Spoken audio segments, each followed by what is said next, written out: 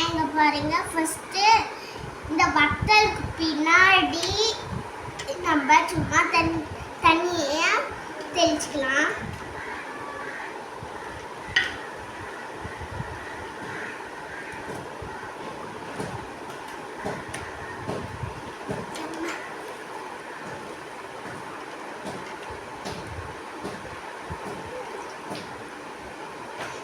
நம்ம தண்ணி தெளிச்சிட்டோம்.